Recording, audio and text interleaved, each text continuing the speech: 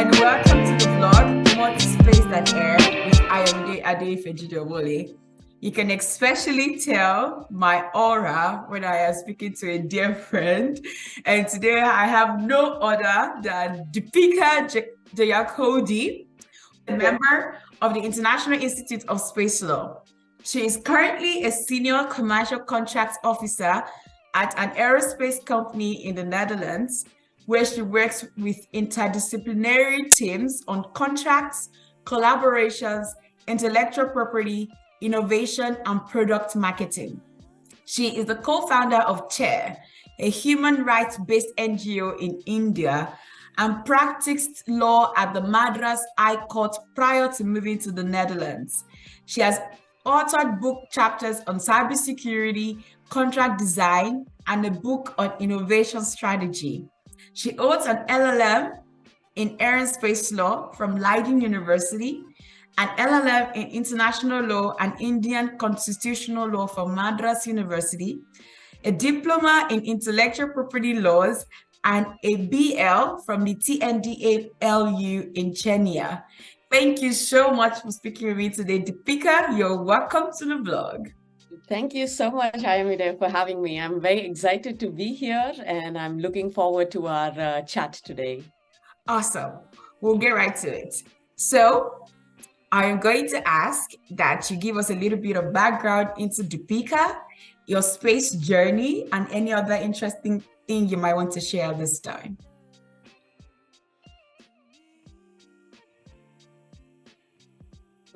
So I am Deepika Jeyakodi with a long list of titles that Ayomide read out.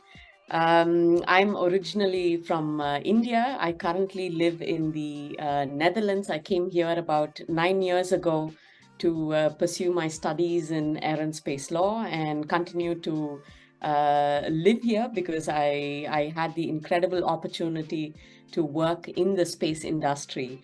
What's interesting is, unlike a lot of guests you had on your show, I did not grow up thinking I wanted to be an astronaut or a space lawyer, nothing. I was interested in space just as much as a curious child, like, oh, okay, it's pretty cool with the stars.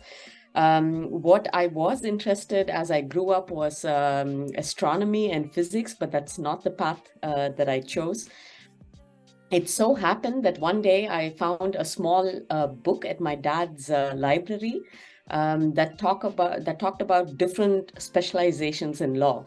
And there was a line about air and space law, where I thought, okay, if I ever do law, then this could be quite interesting because this sounds cool.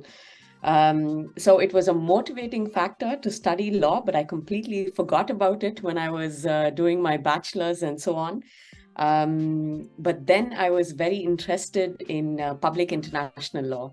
And from there on, when I wanted to do a further specialization, air and space law was something that caught my attention. And I thought, okay, this is what got me started in this field. So maybe it's exciting to see where this could lead, to take a step in this direction and see where it goes. So, and here I am. Yeah, you are. All right. I was going to ask next, what if you could speak about your interest and what ignited your early passion in the industry, apart from the books you read? Yeah.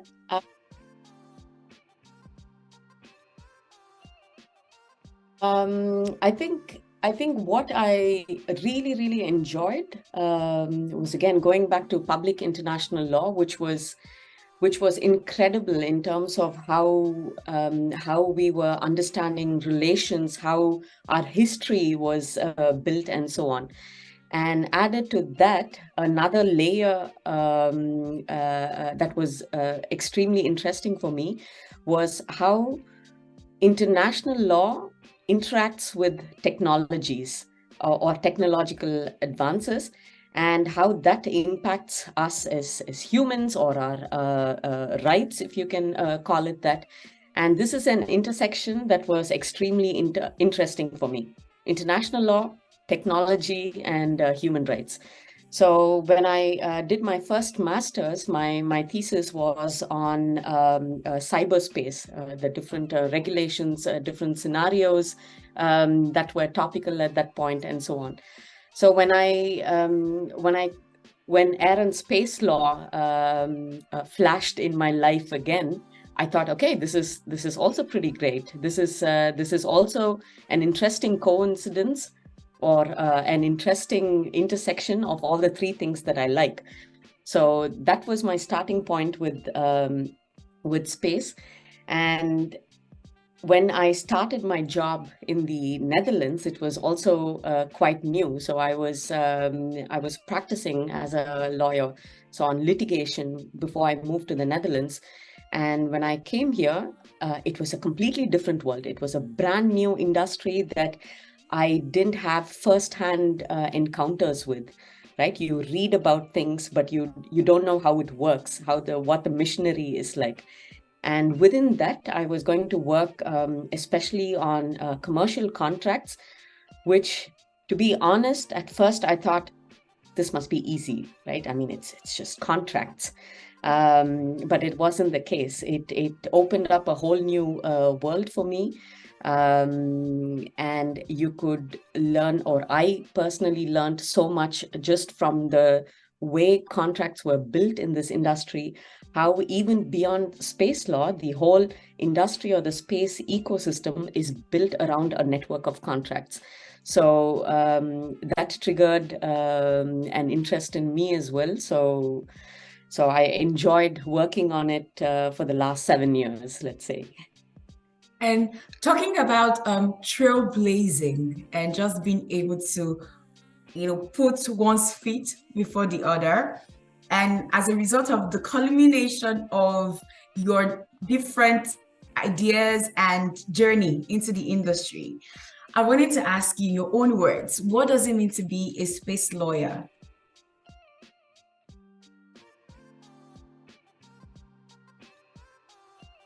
For me, I think it really means being a student forever, right? I mean, that's part of every lawyer's life. You're a student forever. You're constantly learning about the things around you. You're constantly learning about the people that you work with, the cases that you work with, and so on. So that was my first approach when I started out in the industry. And on the academic side, I noticed that you will always hear debates about, oh no, the laws are so old, we need new ones. That's on one side. So we say, okay, the law is catching up to technology. And on the other hand, let's say I'm talking about what sort of human rights should we have when we establish, let's say, colonies or settlements on the moon. And then it's like, no, this is you're thinking far ahead. This will be way too long. So at some point you're thinking ahead. It's a fictional concept, or it's too abstract. And what I find interesting as a space lawyer is you always have to find the right balance between both. So whether you're in policy making, academia, or let's say the commercial side, somehow you'll find a balance between both, but you need to watch out for what's happening around you as well.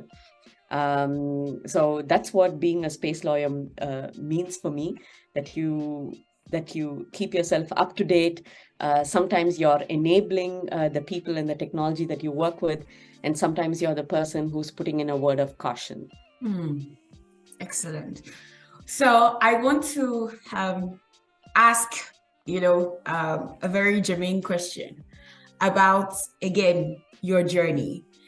And I was wondering if you could tell us about the challenges that you encountered coming into the industry, and how young professionals, either from developing or developed nations, can overcome these challenges when they see them.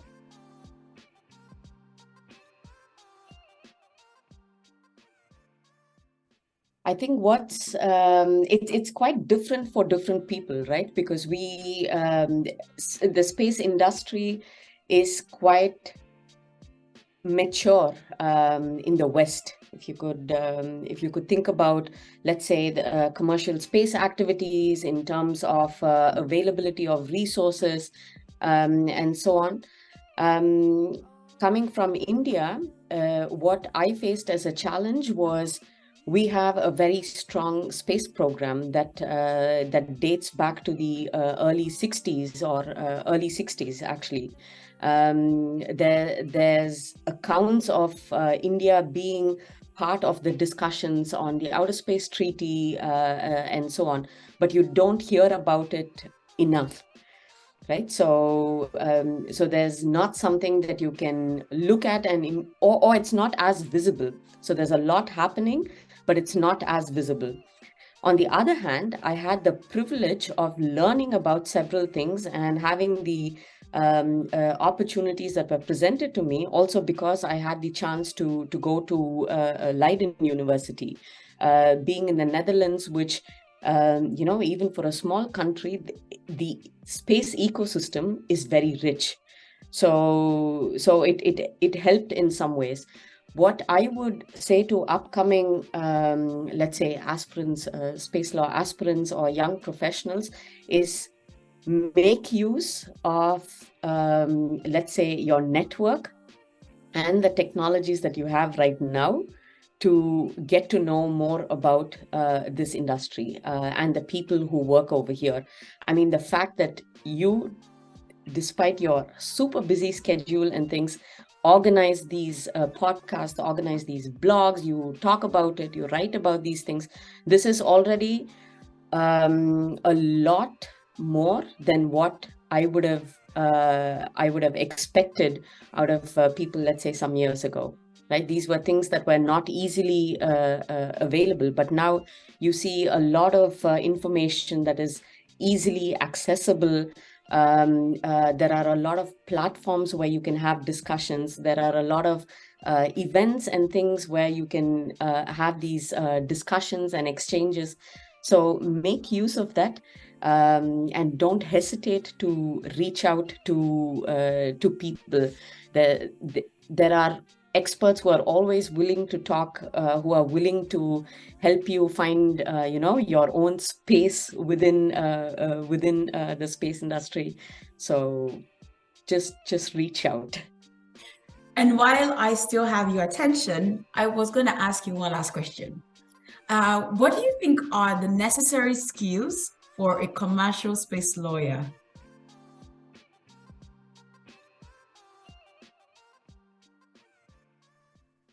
This is quite a challenging question because it's so broad. I think commercial space law is several different laws bound together, dealing with a range of space activities. And that means, as lawyers, there are a range of legal services that we can offer.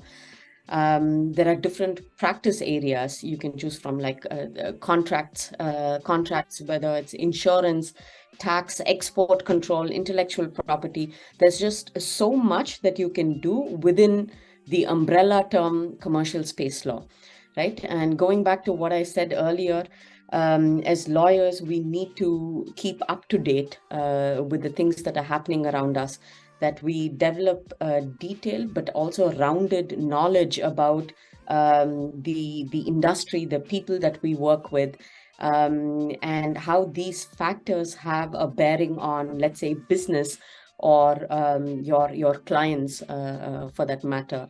So basically just understanding trends. And another thing that I'd like to stress on often is this is an industry where we as lawyers need to have the ability to work with people from different disciplines. So we cannot just go into, our own books or our cabins and then say, okay, we get our work done.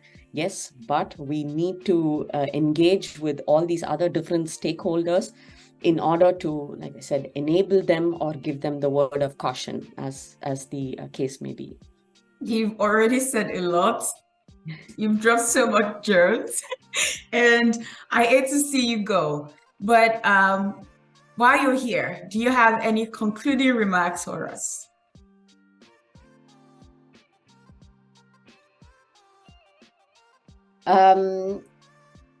In terms of concluding remarks, I would urge everyone who's listening in or watching this to reach out to our wonderful host and ask her the story behind the name More to Space Than Air.